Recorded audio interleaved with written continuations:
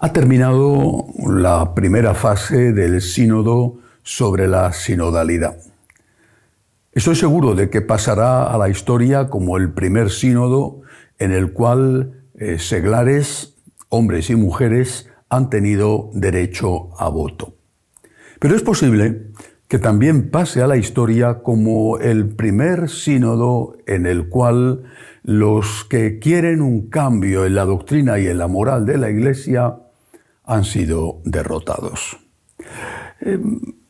Los miembros del sínodo más fieles a la ortodoxia, estoy seguro de que no están entusiasmados con el resultado de las conclusiones aprobadas ayer en la asamblea. Estoy seguro.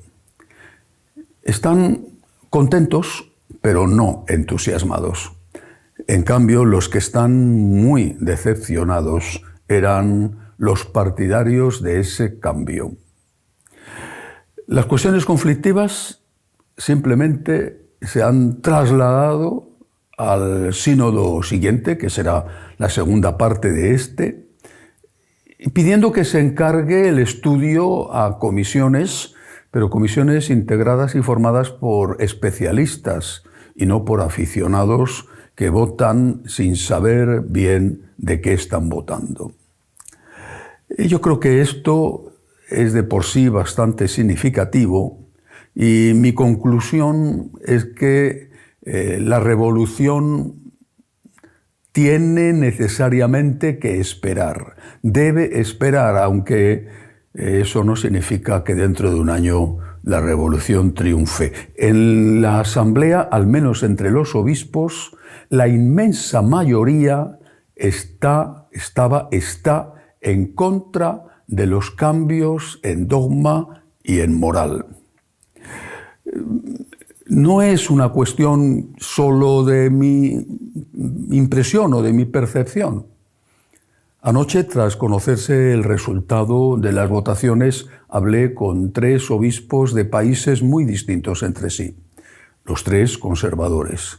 Los 3 coincidieron en eso. Es un sínodo, las conclusiones que hemos aprobado, es un sínodo moderado, es un sínodo equilibrado. No es un sínodo, insisto, que entusiasme a los ortodoxos, pero sí es un sínodo que defrauda a los que querían los cambios. Uno de los obispos, un obispo polaco, me decía, querían ir muy deprisa y les hemos frenado. Me parece que eso resume muy bien lo que ha sucedido. Y de hecho hay un profundo malestar entre algunos de los que esperaban otra cosa, como por ejemplo esa organización a favor de la integración de los homosexuales que ejercen su homosexualidad en la Iglesia y en el ministerio sacerdotal, New Ways Ministry, cuyo presidente ha dicho que se sentía mal con ese resultado porque no era lo que ellos esperaban. Hay que recordar que hace unos días, durante el sínodo, el Papa recibió a la monja fundadora de ese grupo, de esa institución, la hermana Gramick, que salió de la entrevista con el Papa diciendo, era su opinión, lo que ella dijo, que el Papa estaba a favor de la bendición de las parejas homosexuales y que ella esperaba que pronto hubiera incluso sacramento del matrimonio para las parejas homosexuales y que tuviéramos en un plazo relativamente corto no solamente sacerdotisas y obispas, sino también, dijo ella, cardenales y por lo tanto posibles papisas. Una gran decepción. Lo manifestaron ellos mismos anoche, nada más conocerse el resultado de las conclusiones del sínodo. Y otra prueba de que no están contentos es que los medios de comunicación en general, que han jaleado como al alcance de la mano esos cambios, han guardado enorme silencio. Y es difícil encontrar hoy una noticia de alcance sobre esto en uno de esos medios de comunicación. Es decir, aparecen pequeñas cosas o incluso absolutamente nada. Esto se empezó a ver ya el último día, el sábado. Y se empezó a ver porque estaba previsto, así se había anunciado, que a las 3:30 empezaran las votaciones de ese documento final. ¿Pero qué había ocurrido? Lo que había ocurrido es que el día antes se habían presentado más de 1.200 solicitudes de modificación del texto que los cocineros del sínodo habían ofrecido a los sinodales para que lo estudiaran y lo votaran. Más de 1.200 solicitudes de cambios, procedentes en casi todos los casos de grupos, es decir, de los pequeños grupos donde se habían efectuado los trabajos del sínodo, no solo de personas, que también las hubo, que a título personal 100 y pico pidieron esos cambios, sino que los propios grupos no se veían reflejados en ese documento preparado en la cocina.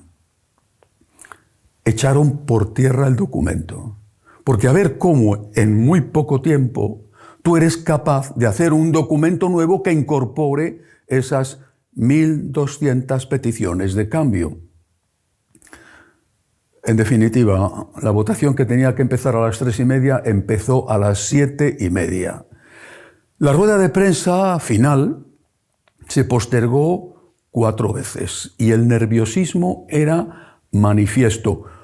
No sabíamos por qué los que estábamos pendientes de lo que sucedía, porque todo era opaco, pero ciertamente intuíamos que había habido una rebelión dentro del aula y que había habido muchos que habían dicho no vamos a aceptar esto porque no es lo que hemos estado hablando, de lo que hemos estado tratando. Se han postergado durante un año, hasta la segunda y definitiva parte del sínodo, de la sinodalidad, las cuestiones importantes encomendándolas a comisiones. Por ejemplo, el tema de la ordenación diaconal de las mujeres, aparte de que puede haber un diaconado laical, hombres y mujeres, entendido como servicio, que se encarguen de Cáritas, por poner un ejemplo.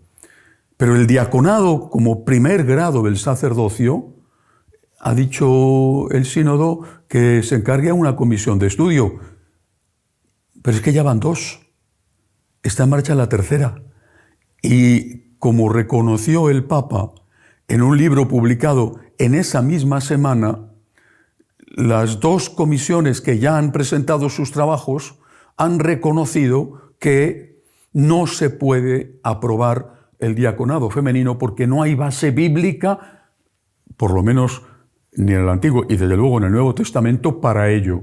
Bueno, pues era una forma de decir, vale, que se siga estudiando y dentro de un año, si es que hay algún informe, ya hablaremos de ese asunto.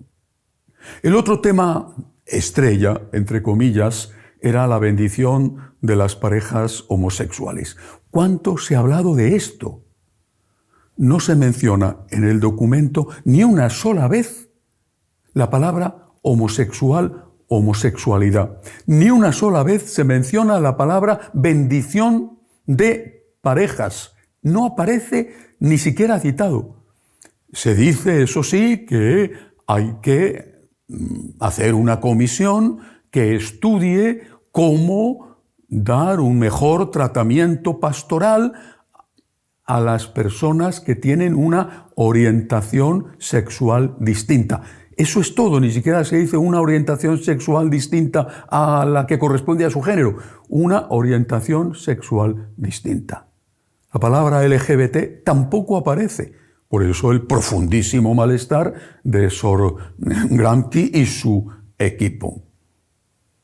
Que se estudie y se dice a la luz de la palabra de Dios, a la luz de la tradición y también de las aportaciones que pueda hacer la ciencia en este momento.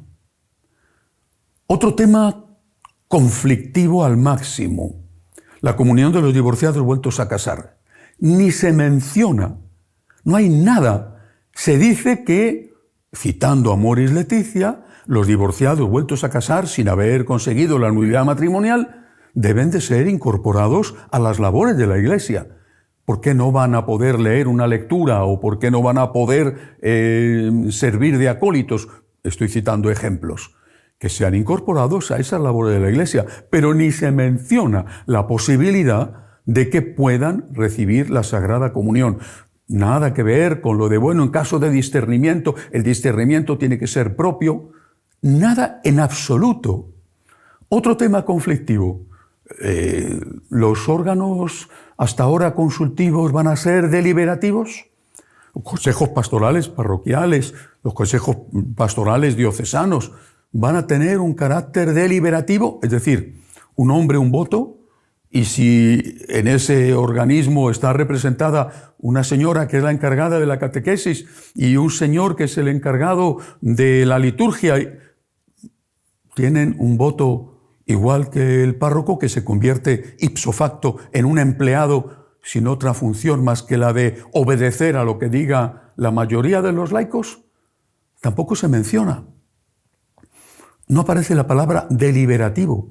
Se dice que en esos consejos, que tienen que ser implantados en todas las parroquias, lo cual es obviamente excelente, y desde hace mucho tiempo existen en muchos sitios, que en esos consejos se llegue a un acuerdo, que se estimule la escucha, que se intente actuar teniendo en cuenta las opiniones de todos, pero no se dice para nada que sean acuerdos deliberativos, o sea, que obliguen al responsable de la parroquia o al responsable de la diócesis, que es el obispo.